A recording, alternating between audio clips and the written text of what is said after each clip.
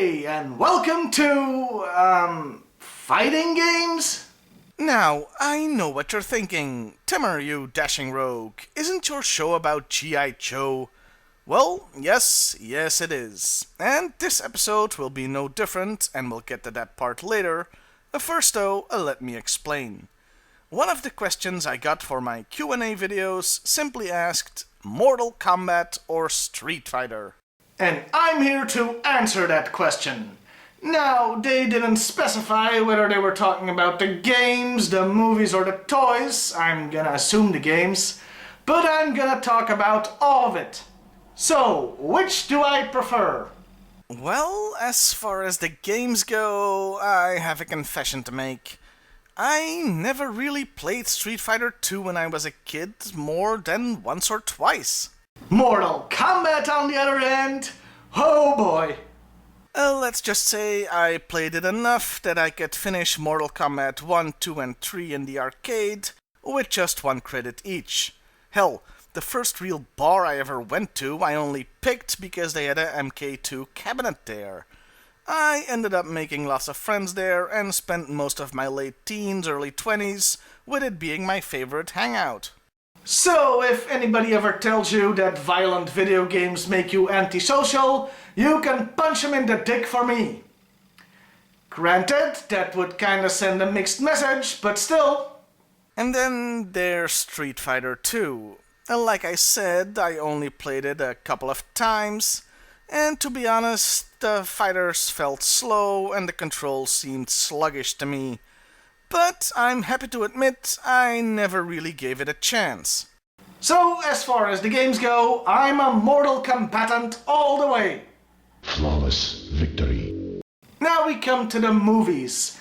And I'd just like to remind you, I have absolutely no taste in films, so take this for what it's worth. With that disclaimer out of the way, Mortal Kombat is the only movie I've ever seen in theaters twice. I freaking love this movie. Compared to the Street Fighter one, it has a better atmosphere, a better story, and feels more like a fighting game adaptation. So, this should be a slam dunk, right? Mortal Kombat wins? Not quite. Even though I love it, I've still got 3 major problems with it. First, there's a lack of blood and gore and proper fatalities.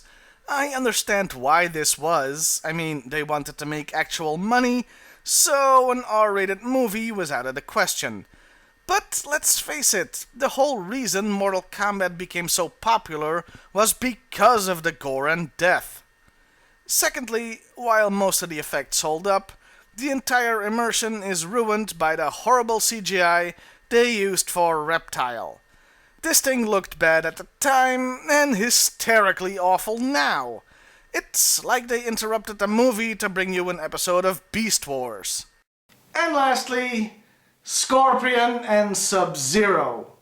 These two have a long and interesting backstory involving one killing the other and murdering his family, until that eventually got retconned anyway, and the other vowing revenge. There's a lot to work with here. So, what did we get in the movie?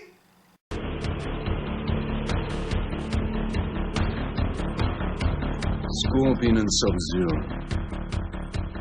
The deadliest of enemies, but slaves under my power. And that's it. Yeah, that's all we got. They never even fight each other or speak a word. Well, Scorpion does speak, technically. Welcome. But that really doesn't count.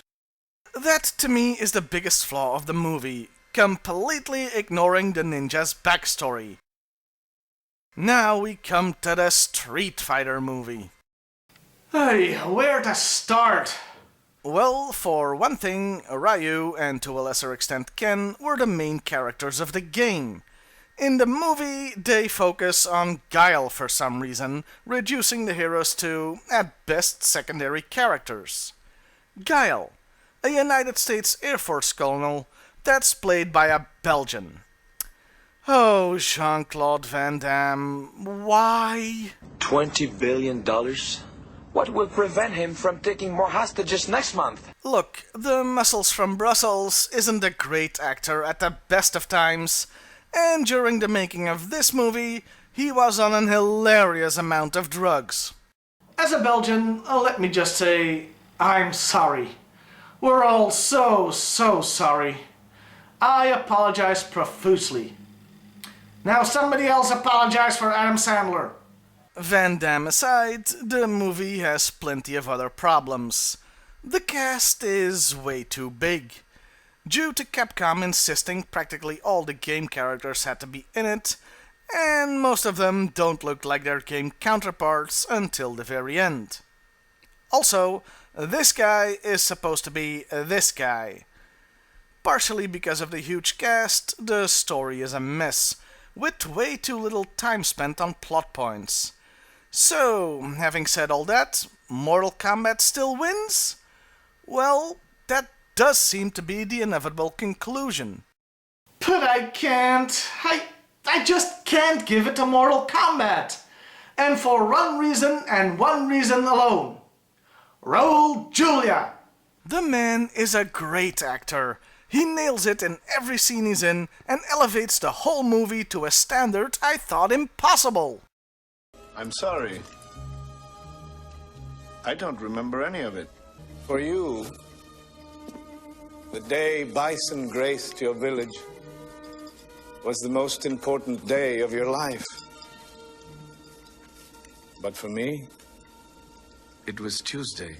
He was the best M. Bison ever, and did more with what was given to him that could reasonably be expected.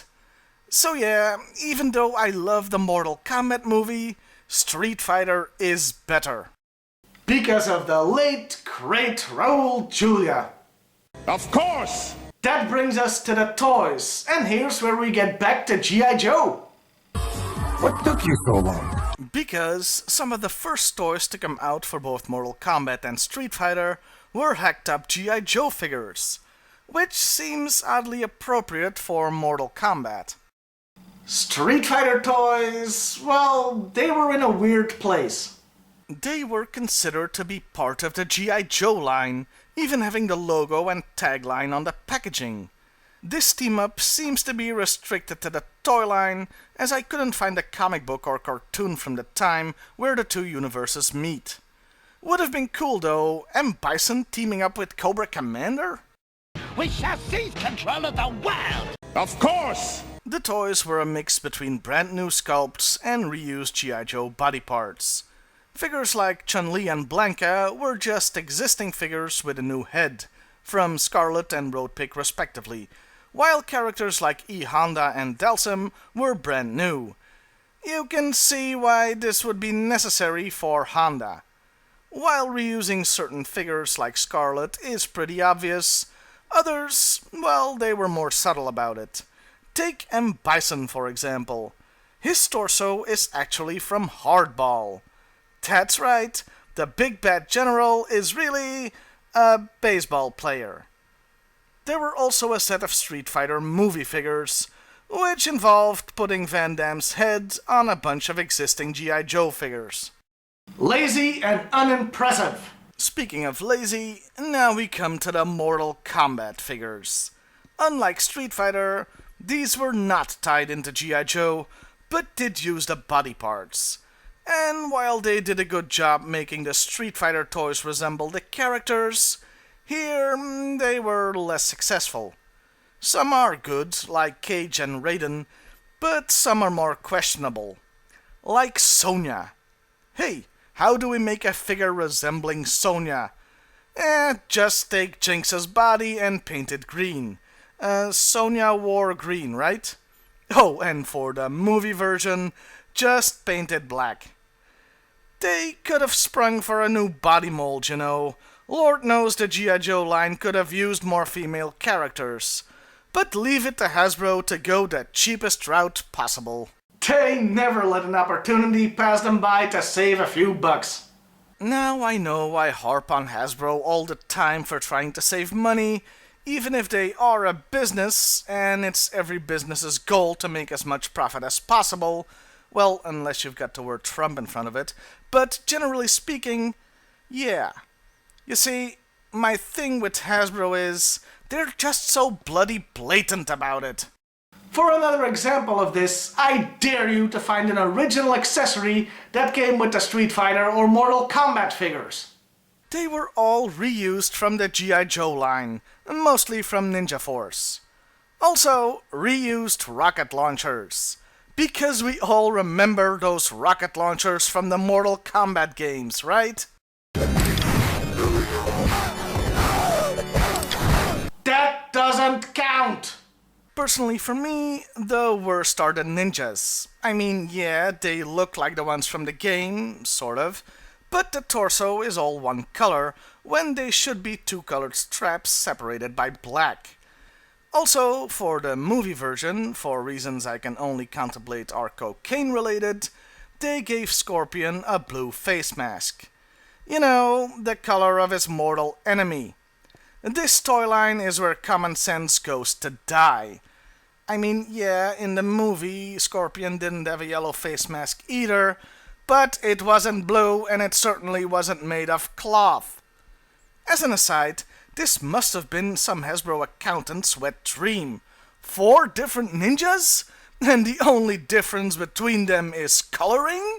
Ka-ching! Speaking of a lack of common sense, both toy lines came with vehicles. Reptile had a speedboat, while Kano came with a motorcycle. Remember all those stages in Mortal Kombat where you fought Kano and his motorcycle? Me neither! There are 2 more notable things to say about the Mortal Kombat line.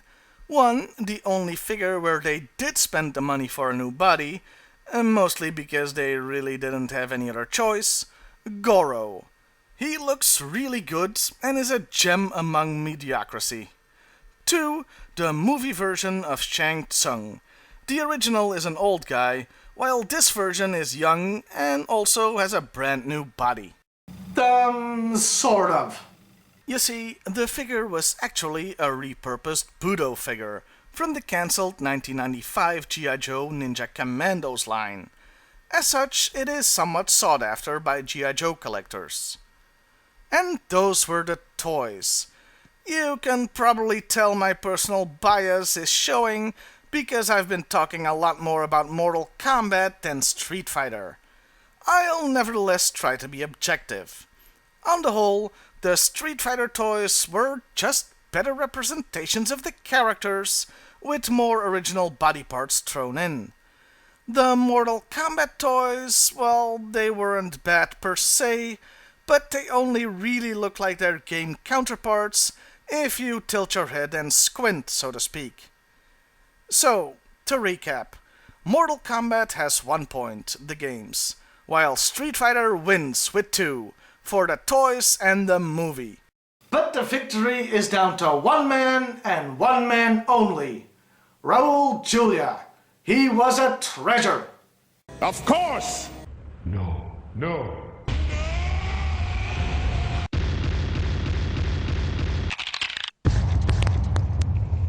See you next time, everybody, when we'll be back to G.I. Joe proper.